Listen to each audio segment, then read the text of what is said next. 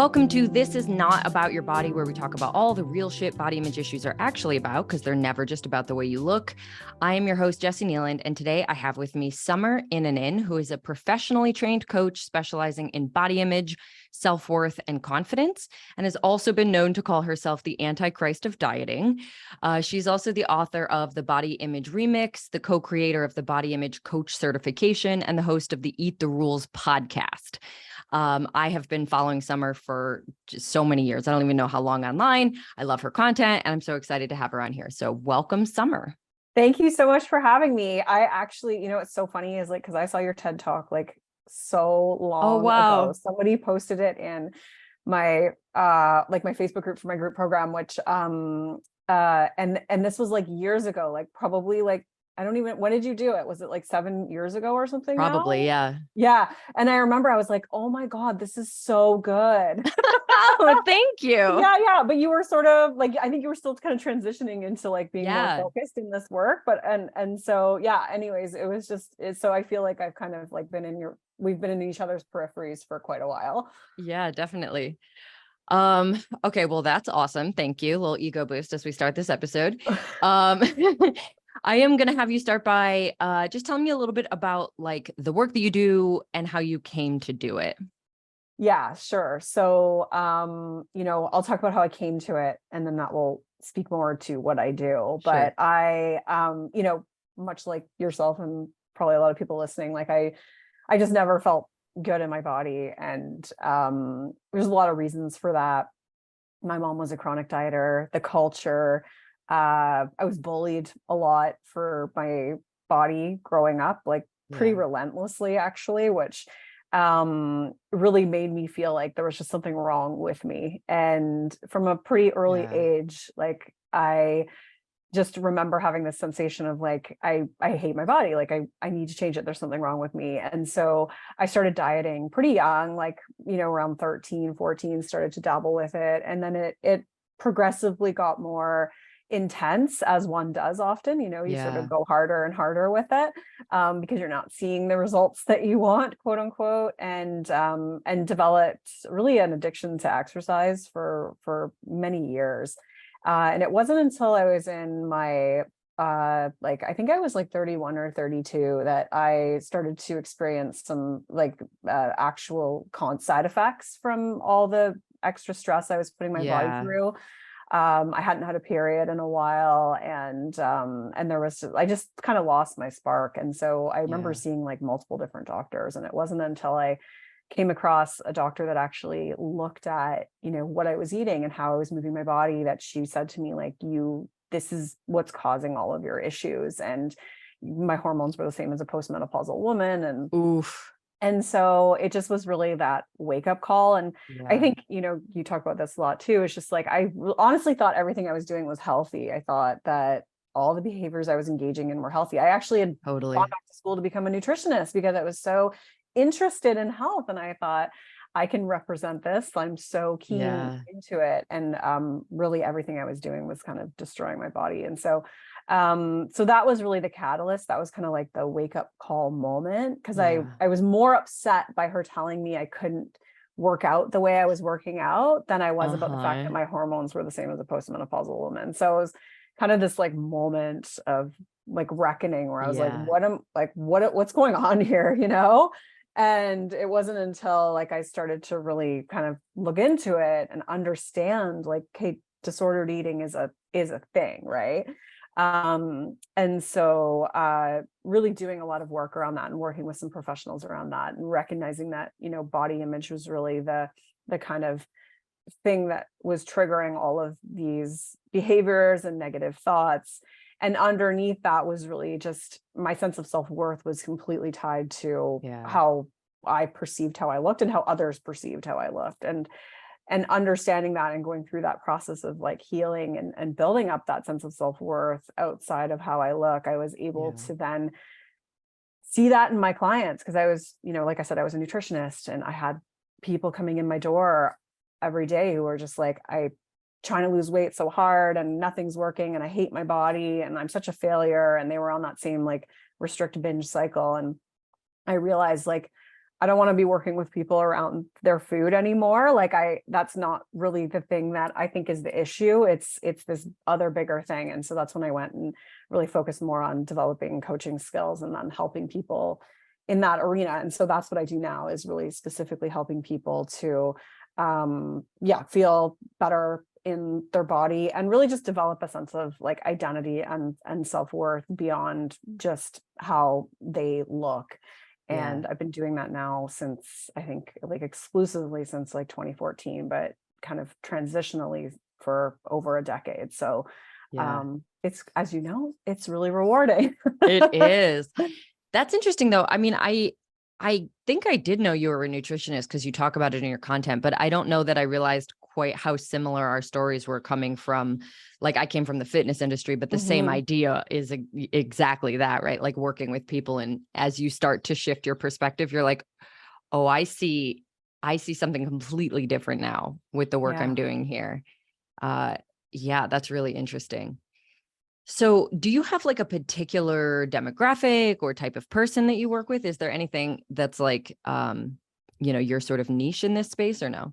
I tend to attract like people who I would say are more like Gen X, elder millennial and above. Like I've got, I would say kind of more like 40 plus tends to be the demographic that although there are some people in their 30s that I do work with, but yeah, which is really it's great because then you have the intersection of aging too, which I'm really interested and passionate about now that I'm on the flip. I'm almost, well, I'll be 45 this year. So so it's like that's a huge kind of intersection that comes into play. And I think for a lot of my clients, like you start to, like, there's two things that happen. One is that aging starts to happen too. And then you really are like aging out of the beauty standards. And so you're just like, okay, I got to do something. And then two, you kind of enter these like more big transitional periods of your life. Like when you turn 40 or you turn 50 or you're, like you're just getting older and you realize like, I don't want to deal with this shit anymore. Like I've spent literally decades of my life and I don't want to deal with this anymore. And so it's a really like, I love any demographic. I really do. I feel, I don't know what it is about me that attracts that demographic, but it just has kind of evolved that way. I guess I'm just not cool. I don't attract younger people, which I'm totally okay with now. And so like, that's just what's happened, but I love it because I'm actually, in a bit of the process too, with the aging process, like, and really really trying to like unpack my own internalized ageism. Like that's a big thing that I've been reflecting on a lot over the last couple of years, as you just look in the mirror and your face starts to sort of fall down. So I think that's actually a really interesting topic. I'm gonna like bump my other questions, which are a little more basic, just because I want to hear more about that. So what would you say in terms of aging, like the main consideration, or like what is the big issue? Obviously, aging out of the beauty ideals is like a loss of privilege. It's a loss of status. It's a loss of identity for a lot of people. But what do you see as like the big, like what comes up for people as they're aging around body image?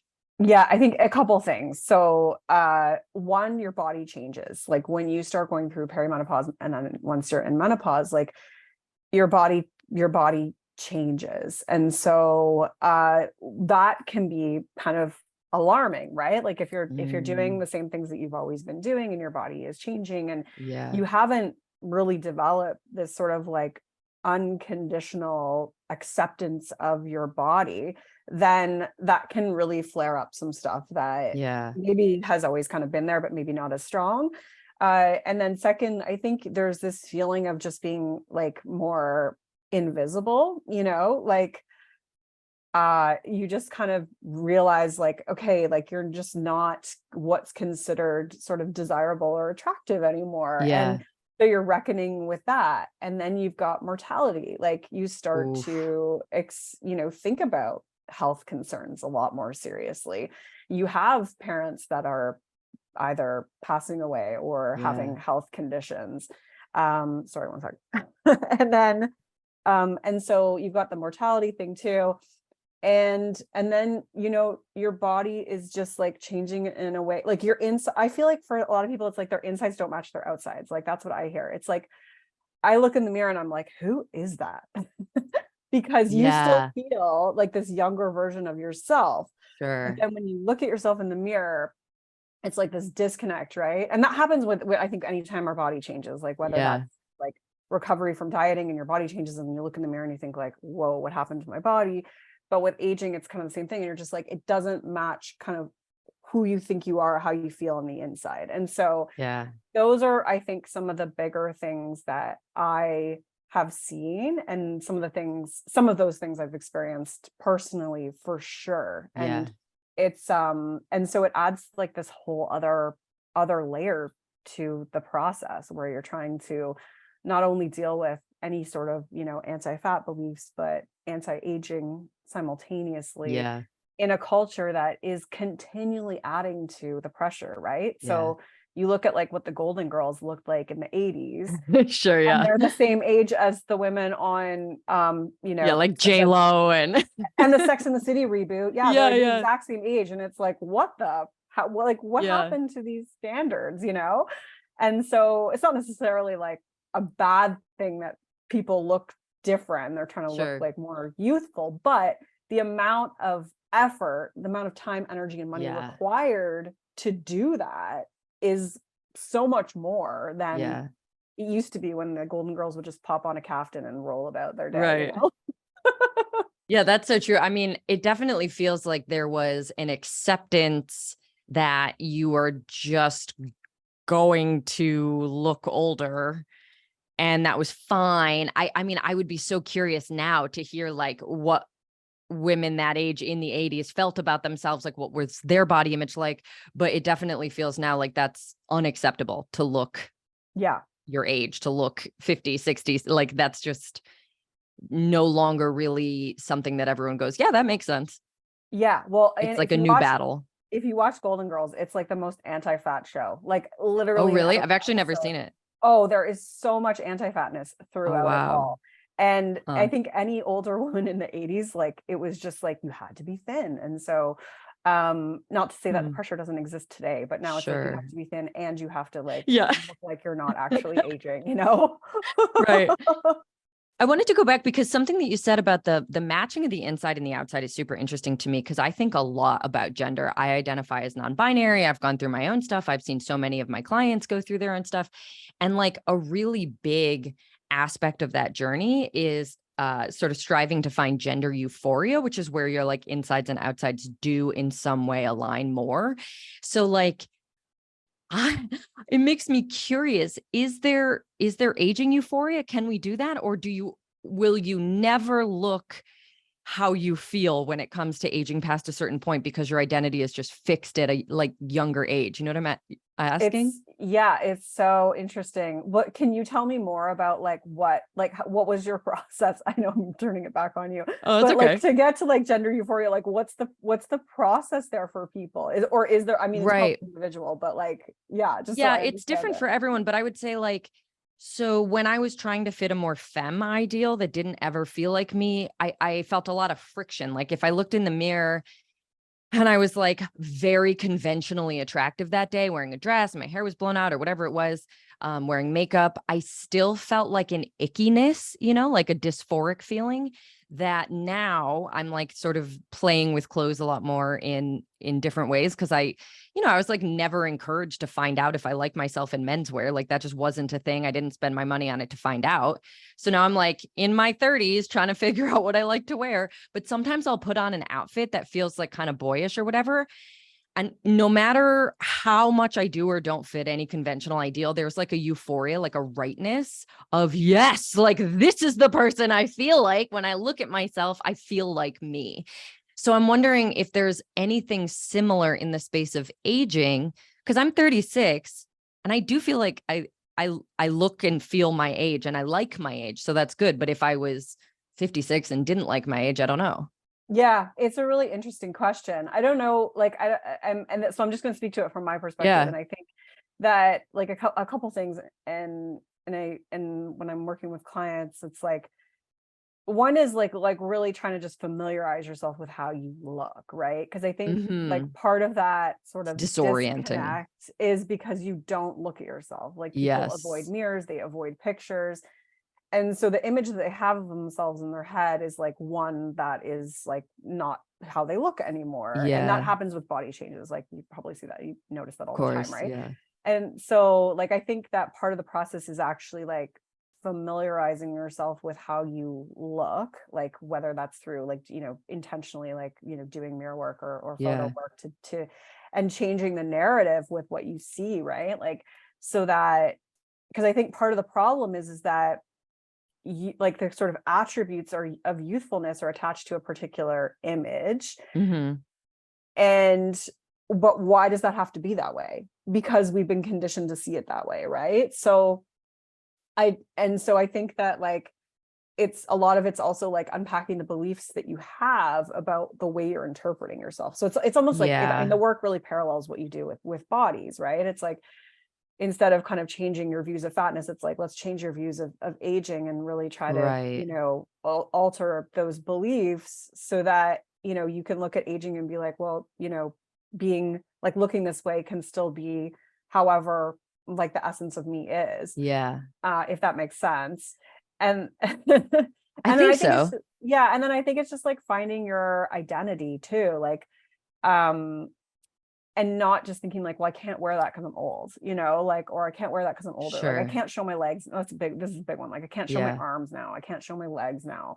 And so like what like says who, you know? And so and it's the same sort of rewiring process, like looking at aging bodies, like looking at aging bodies and like really having that diversity in your periphery, because similar to body size stuff, like all we're exposed to is mostly younger people, and people who are older are kind of like, you know, like I said, like the Sex and the City reboot type thing, where they've had like quite a bit of you know stuff kind of like done. I think at least that's my perception.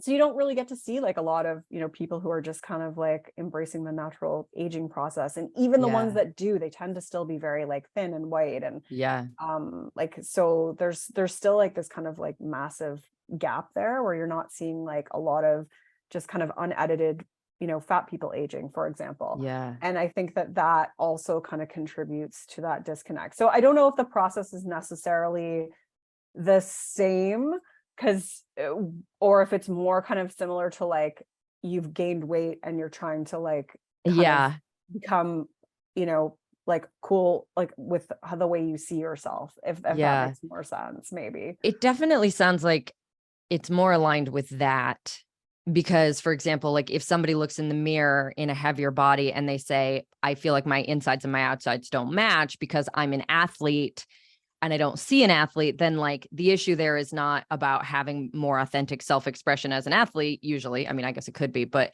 more often it's about unpacking the meaning you associate with different body sizes and athleticism.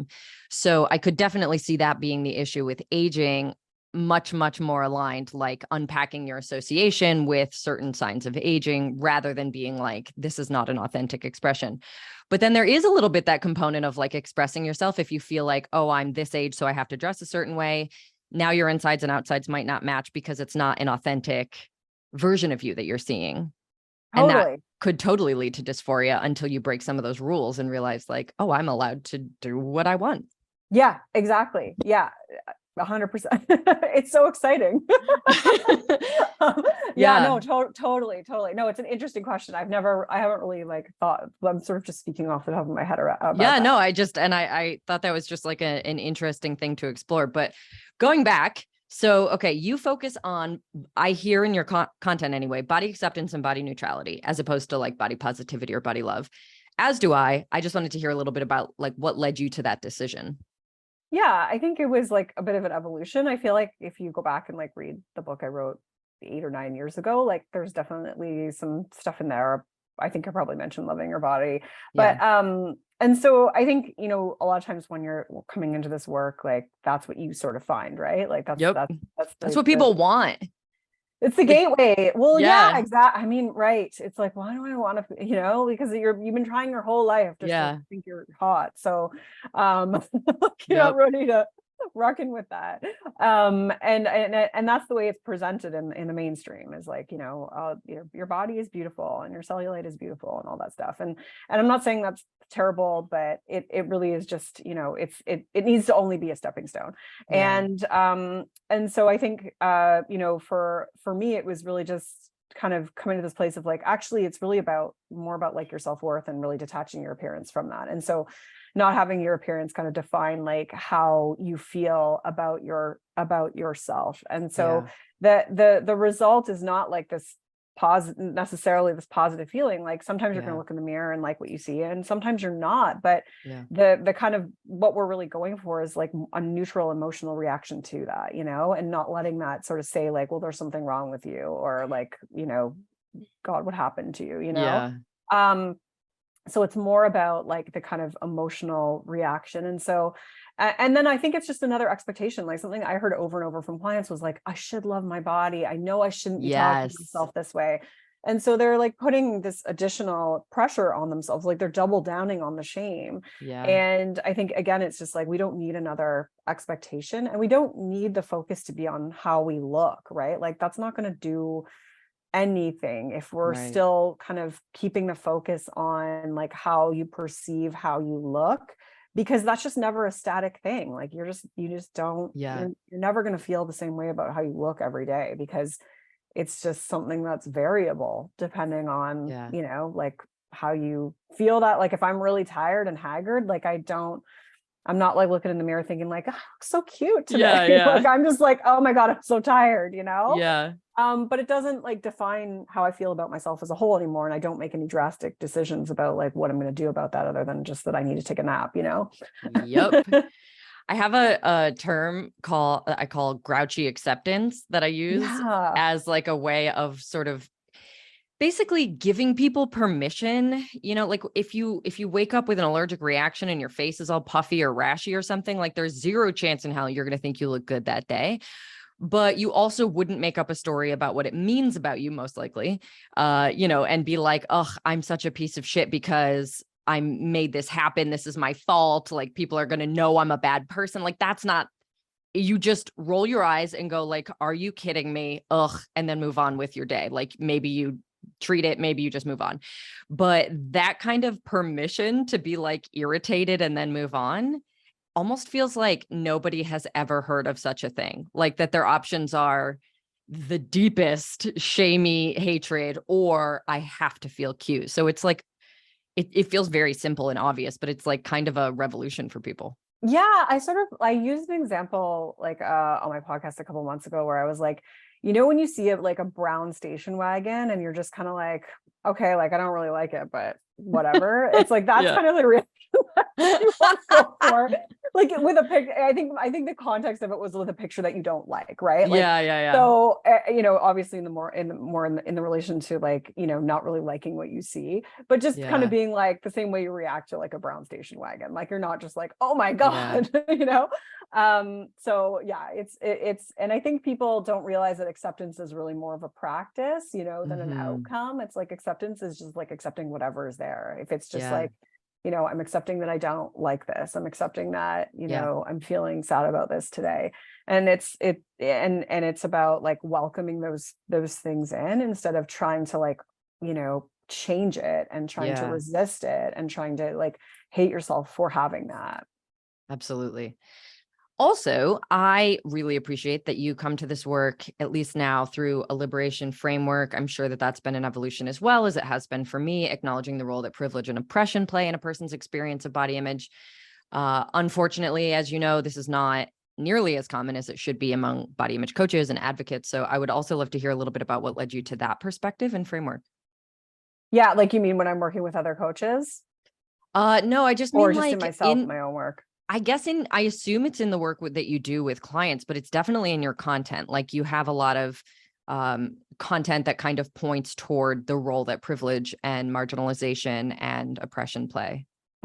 Yeah, totally. I mean, it's integral, right? Because it's like, I think that without that, then nothing changes. The culture doesn't change unless we talk about how the culture is causing these issues, and speaking to the different intersections and looking at like how the role of identity and proximity to privilege play.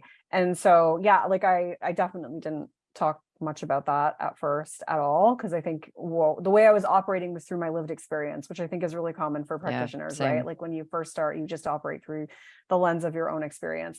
And then, hopefully you evolve from that, but some people don't. And so, but for me, like, it was just, starting to really become more familiar with like fat activism and then interviewing those people on my podcast and learning more and having those relationships and connections, and just my own social justice knowledge. Like I never had any, I didn't have any. I think I took one women's studies course in university, but I was probably like half baked the whole time. So like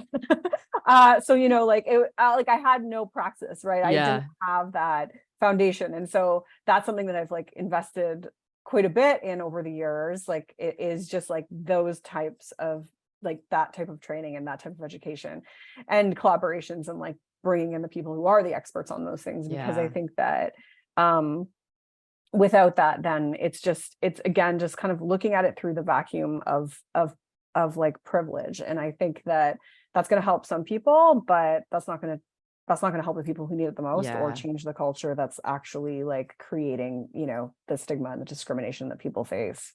Absolutely.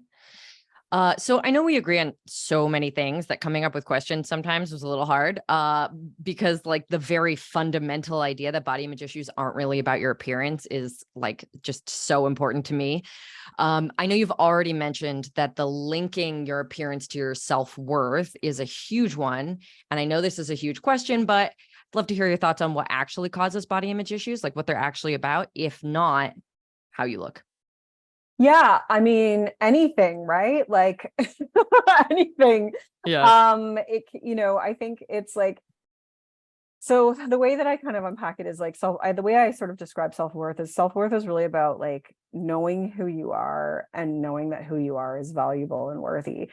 And so I think when either of those components have been like not, if there's just been an absence of that, like, because I think a lot of times growing up, like we might not get reinforcement that we're valuable and worthy, or we did, and then that starts to get like kind of chipped away, or like different events that might happen to us may like just cause us to kind of like lose that belief system that maybe was built up in us, or we never had it.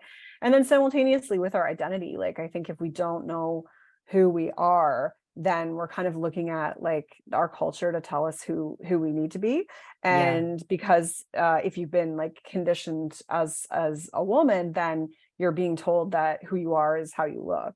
And so like I think that for example, like when I'm working with clients, it can be any of those sort of like coming from those two sort of threads, right? So whether it's like I've just never known who I was, or I was always like this, like, the athlete, for example, and I'm not that anymore. And so that's missing.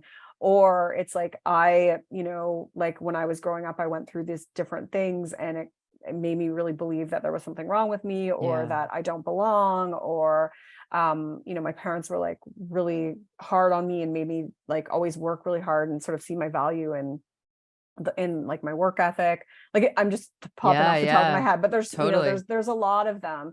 And I think that whatever sort of happened there kind of starts to disrupt these two things.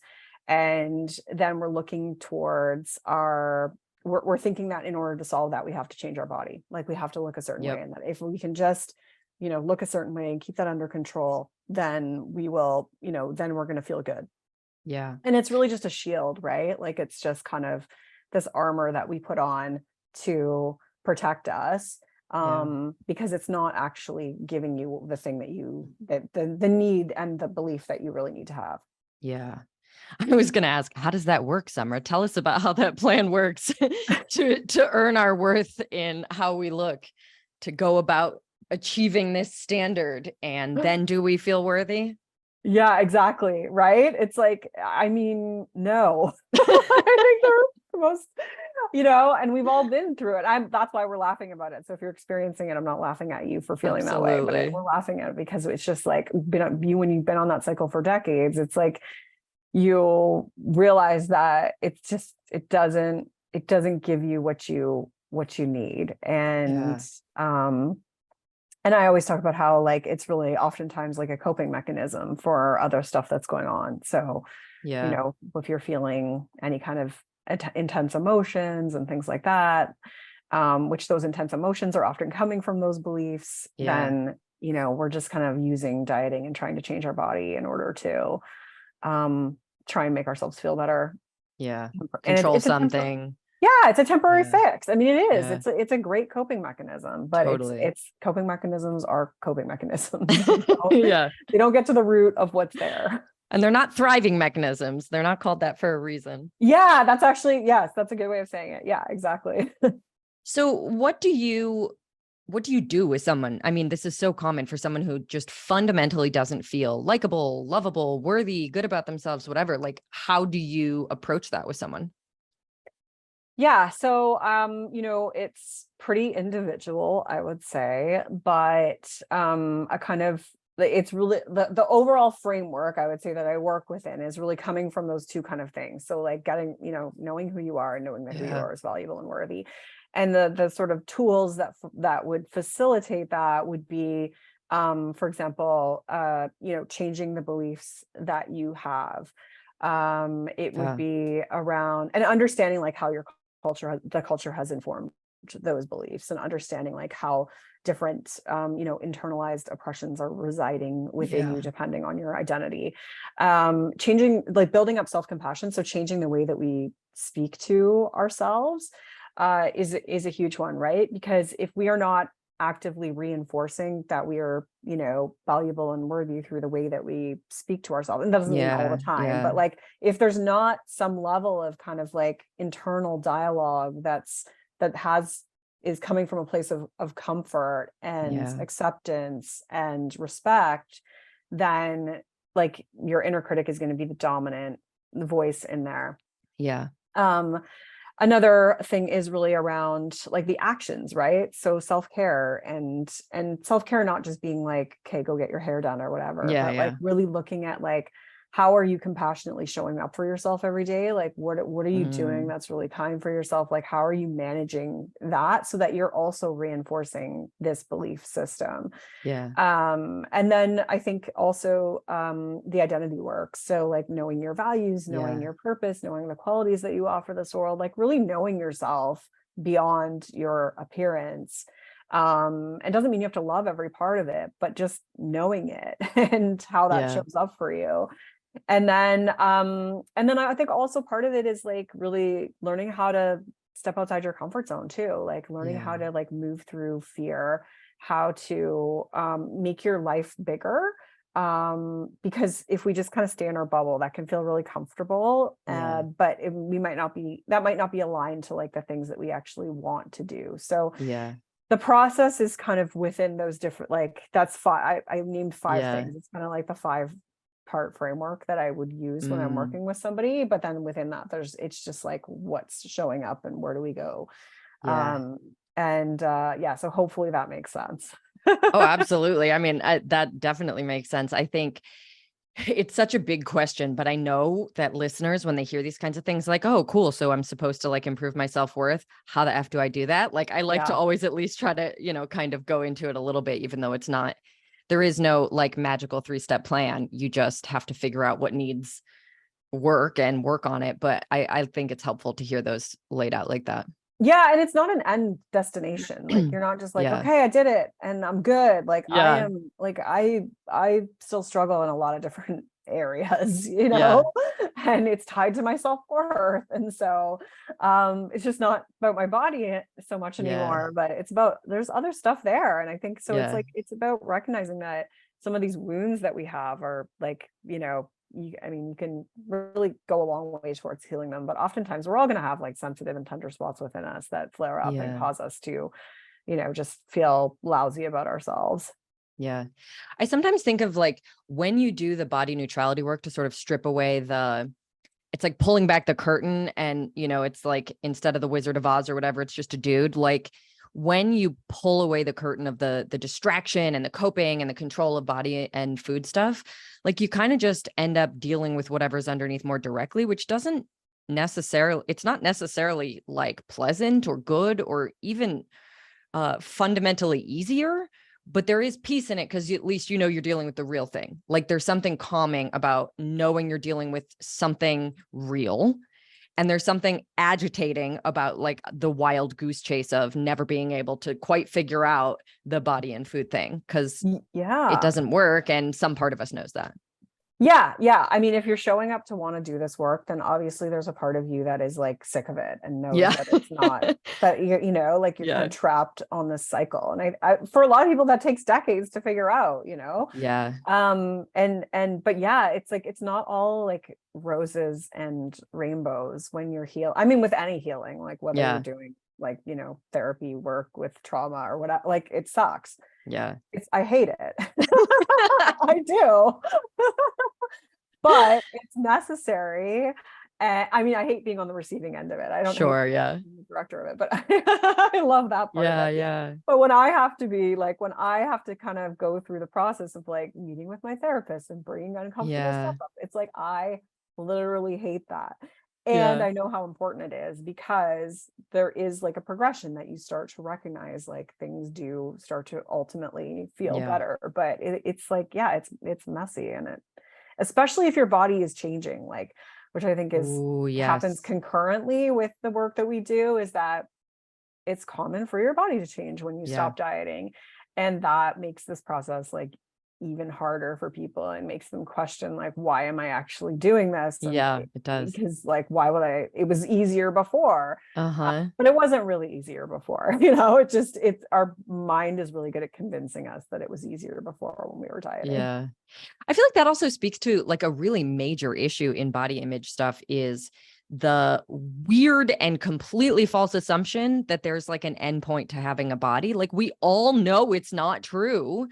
We know that like our bodies are meant to change shape and size and aging is going to change things and things, like pregnancy and injuries. Like we know that, but there still feels like such a strong attachment to the idea that you get somewhere and you stay there.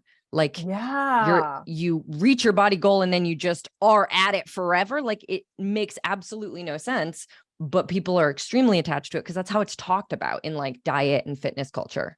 Totally. Yes. And I remember when I was like in my hardcore dieting days, like I remember like sitting in front of my Excel spreadsheet and like literally typing in the number of cherry tomatoes I had eaten. And I remember sitting there thinking, am I going to have to do this for the rest of my life? Oh my God. And it was this weird like moment that I remember so clearly. And I think it was just, I couldn't even bear the thought of like, like there was some part of my brain that was like so delusional that it was just like, no. It, like once you get there, you just stay there. And and it's so interesting to sort of reflect back on that now. I just was not ready to reckon with that. And I say this to people all the time too. It's like, there are so many unknowns in our life that we don't look to hyper control. Like there's so many, like, I hate talking about this, but there's so many terrible things that can happen to us on a daily basis, whether it's just through like, anything, right? Like you get hit by a car, you have an earthquake, like somebody passes away. Like I hope nobody listening to this has terrible anxiety that I'm flaring up. No. I speak to this, but that goes to the morbidity thing too, of like, or mortality thing, like thinking about these things and allowing them to impact your thinking on an existential level. Yeah. But for most of us, like who maybe don't have like, who aren't wired towards being like more anxious, like we don't really think about those things, we just go on with our life. But for some reason with our bodies, like there's always this sort of like, oh my God, what's going to happen to it, and I have to keep it in control, and you know what I mean. And so it's interesting to see how that like shows up in that like, to your point, like how that's this one thing that we just feel like we can control and keep in this one spot. Whereas like everything else in our lives is like so variable and different, and we kind of just accept that. But when it comes to our bodies, like that's so much more harder to accept. Also, when I look back, when I was like the closest to this ideal, whatever, like when I was the leanest, I was very femme, just like I fit a lot of the ideals. And I would say that I probably had the most body anxiety then out of my entire journey, because I just like felt scared of losing it. I knew I had worked for it. I think that's the thing. Before I worked for it, it was just a natural thing. I just was thin, or, whatever it was. And so that didn't feel scary, even if I was unsatisfied and had a lot of like negative body image thoughts and feelings. I didn't feel scared. Once I like achieved something, quote unquote, I was scared all the time of losing it. Yeah, yeah. And I think that's something people don't recognize, is that like those anti-fat beliefs are going to cause you to either be dieting or be scared of gaining weight. Yeah. Like, so like it doesn't matter what you're doing, those beliefs are still in there and impacting you in a negative way. So like you have to deal with the real shit, because otherwise you're, like to your point, you'll end up just being afraid of losing it. And I remember this. Well, for me, it was just never enough. I was never like, it was just never enough. There was always like, it was always just like, well, I have to, like, there's still this part of my body, or there's still this, like, in that I definitely had that too. But looking back, it's like those things became more and more invisible, and like hilariously, I mean, only hilarious now in retrospect, feeling the way I feel about my body, but like more and more hilariously, like arbitrary, like I remember there coming a point where I had like gotten into this shape that I wanted to be and everything. And I was like,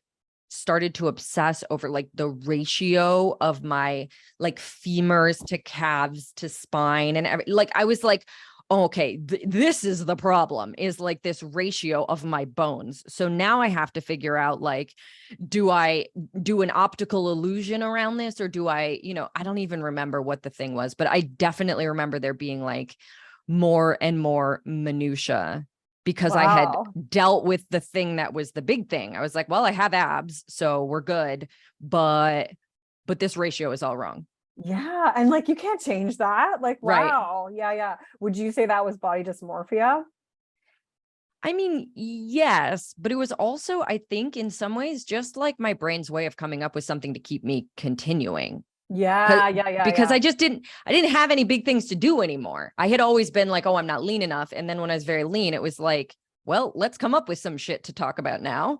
And it just had to reach. And I sometimes reflect this to clients. I'm like, can we just pause for a moment and appreciate the fucking reach that your brain is doing right now? Like, because it's out of stuff to say that makes sense culturally. You're now focused on like, your fat elbows or something. Like it's become so minutiae because it's out of ideas, and it's a very boring voice with only one message. Yeah, exactly. Yeah. And it's just like, it's never enough. And I think that's what happens, like coming back to the aging thing, is then you start to fixate on like your face. And oh yeah, there will be stuff to obsess over forever if you want it to be. Yeah. You'll never run out. Your earlobes are next, Yeah. I also feel like I say this about food and eating, is like, if you were looking for something to obsess you all day, every day for the rest of your life, you could not come up with a better one than food. It's constant. It's constantly like between hunger and fullness and feeding yourself and thinking about these things. Like, it can take you for your entire life. You never need to think about anything else again. Yeah, it's that's so effective. Yeah, that's so true. That's so true. And it speaks to like how much you get back when you don't have that, because you exactly like get so much time and energy yeah back. You're like, oh, I have like my whole day now. Yeah, I don't need to open a spreadsheet to put in right. Oh my gosh. Okay, so you did a post that I really liked about two different relationships that people have with the mirror. And I would say that this also applies to the relationship people have with the scale, which is obsessive and avoidant. And I would love to hear you just talk a little bit about that. Yeah, so I kind of see two ends of the spectrum, in that oftentimes when I start working with someone, they maybe have gotten rid of their scale, but they body check, like they like, body checking being like, you look in the mirror and you're like looking at the size of your stomach. So anytime they kind of pass a reflection or, go to the bathroom, they like look at the size of their stomach. And it's really serving the exact same purpose as the scale. So it's really just a way to like kind of like get either sort of receive validation or receive some level of like comfort. Yeah, like reassurance. Yeah, like, do I actually have control here, Yeah. and so it's like oftentimes just like, okay, you've got rid of your scale, but you're doing this behavior now, and it's still the same, like it's still coming from the same place. And then the other end of the spectrum is people who completely avoid mirrors. So they're just like, I can't even look at myself in the mirror. And so I think both of those things are, obviously coming from the same like body insecure place. Yeah. And so I try to work with people on it's different things on both ends to get to a place in the middle where like you can look in the mirror and you're just like, again, like, okay, cool, there I am, like go on with my day. It's not obsessive, it's not like a checking thing, and it's different things to sort of get to that place, because obviously if you're avoidant, then you need to start to like look in the mirror a little bit more, but if you're checking, you need to look in the mirror a little bit less. So totally. But yeah, and I think it's like, I mean both of those things are extremely common, and something that I think is important to like, it depends on what you want to do. Nobody has to do anything, but I think that if you can just get to a place where you're comfortable with it and you're healing kind of that thing on the inside that's causing that behavior, then things are better overall in your life. I also feel like this spectrum itself, the fact that these are two like completely opposite behaviors to sort of serve a very similar function, really speaks to the way that body image issues show up so differently, and why the conversation around it has been such trash for so long. Like nobody has really understood, because from an outsider perspective, it would look like these two people have completely different problems.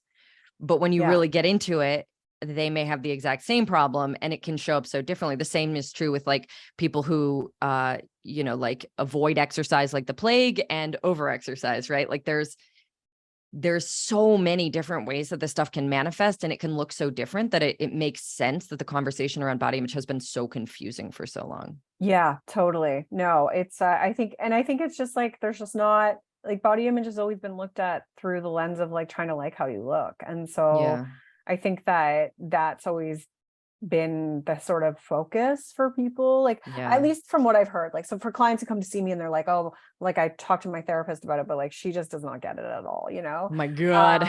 And so that happens all the time. yeah, because like people don't really, because people just think it's like an issue with how you look. And so then therefore they're giving advice of like, well, have you tried losing weight, or have you tried like putting on makeup, or what I mean? Like I did this sexology course on like sex in the aging population, and there was a whole like thing, one of the lessons or sections or whatever was on body image and aging women specifically, and I wrote a scathing like review of the teacher, because it was all like, try things to feel pretty, like try a new makeup, get your hair done. And I was like, what? Like, you are so missing the boat here. But yeah, that absolutely is how it's talked about. Yeah. And like that might work for some people, but like, sure, it's not really getting to the thing underneath, right? And so, yeah, there's definitely a room for a lot of improvement and just awareness too. Like, I think it's just like not a lot of people are taking into consideration the cultural component of what's really going on with the way people feel about their bodies. Yeah. So another hugely common body image trigger you posted about is taking pictures. And I am curious just to hear a little bit about like what you see in that space and what people are kind of getting wrong about the topic of like the seeing yourself in pictures trigger that is like a body image spiral of some kind, how do you approach that? Yeah. So I think that like kind of similar, a lot of people avoid pictures. And then when they do end up in a picture, they have that moment of disconnect where it's like almost a jarring sensation where they're just like, oh, I can't believe that's how I look. And they feel an immense amount of shame or panic or some kind of, intense emotion. And I think that like a lot of people just then think, well, I just need to keep avoiding photos. Yeah, totally. But you're going to be in photos. Like, I hope at least, I hope that people want to be in photos, because it is awful when you have a family member that was never in photos and there's like an entire decade of their life missing when you go back to look at photos with them, you know? And so I think like there's this common thing of just like, well, I'll just eventually be okay with photos, you know, like you have to actively do photo work, like with anything, right? It's like, if you want to get stronger in a certain area, you actually have to like do that behavior. And so the same thing with photos is like, in order to feel better in photos, you actually have to take some photos. And it doesn't mean like going and taking like full body nudes. Like, I think it's just like starting with something that feels a little bit, you know, like like Vivian McMaster has a practice where she's like, just take a picture of your hand, like just start with that, you know? And so that's like a great way. Like, I'm always just thinking about, okay, we want to get you from point A to point B. Like, what's that little baby step to get there, instead of just going all the way to point B, you know what I mean? And so it's just about thinking about that for yourself if you're doing this work. And again, it's like, you don't have to like the pictures. You don't have to like, that's not the end goal. Let's brown station wagon it, you know, like let's just like try to be like, hey, there I am. Like, that's a good starting point. Like, maybe we can grow to appreciate it and really see ourselves for the whole amazing human beings that we are, but we don't have to start there. Do you know Brie Campos? Yes. So I had her on here, and she gave a little wisdom around photos, which was basically like, before you have them taken or you take one, is like to check in with yourself about the purpose of taking it. Because if your purpose is to show everybody that you look good, odds of disappointment are pretty freaking high. If your purpose is to capture a fun moment with a friend, odds of success and satisfaction with it are also pretty high, right? Like, comparatively. So she's like, if you're going in to look like a model, then just be prepared to be unhappy on the other side. If you're going in to capture a moment, then go in and capture a moment and let go of the other goal. That makes so much sense. Yeah, really I know. Good. I love that. Like it. Okay. So anything else before we wrap up? Anything else you wanted to talk about that we didn't get to? I mean, yes, no, yes, but everything we could keep going forever. I know. Like, I mean, I could talk about a lot of things. No, I feel like we captured a lot. Okay, amazing. So tell people where they can find you if they are interested in your work or want to learn more. Yeah. So you can go to thebodyimagecoach.com. That's my website. And that's the best place to find everything that I do and how I work with people. And I have a podcast called Eat the Rules that is now 9 years old that you can go and check out. And then on social media, I'm at Summer Innanen, but I'm not on TikTok. That's fair. I just got on a few months ago and I am finding my way through it. Yeah, I'm not ready. I'm trying to avoid it. I get that. Also, it's like the younger generation. I don't know how many like Gen Xers are on TikTok. So and maybe that's why I don't get younger people, because I'm not on TikTok, which I'm totally okay with for now. Maybe one day I'll get like a high school student to teach me how to use it. Maybe. So, okay. Thank you so much for being here, everyone. The links that Summer just mentioned will be in the show notes. So it was an absolute pleasure. I could talk to you all day about all of the things. Thank you for being here. Thanks so much for having me. Yeah. And everyone, that is our episode for today. If you love this podcast, then you're going to love my new book, Body Neutral, A Revolutionary Guide to Overcoming Body Image Issues. You can find it anywhere you buy books, ebooks, or audiobooks. And after you read it, I would really appreciate it if you took a moment to leave a rating and review, or to post or share it with others to help other people discover it. And I love to hear from you. So you can find me on Instagram, TikTok, Twitter, or YouTube, all at Jessie Kneeland. You can share your thoughts on this episode, send me a guest or topic suggestion, or just say hi. Thank you so much for listening to This Is Not About Your Body, and I'll catch you next week.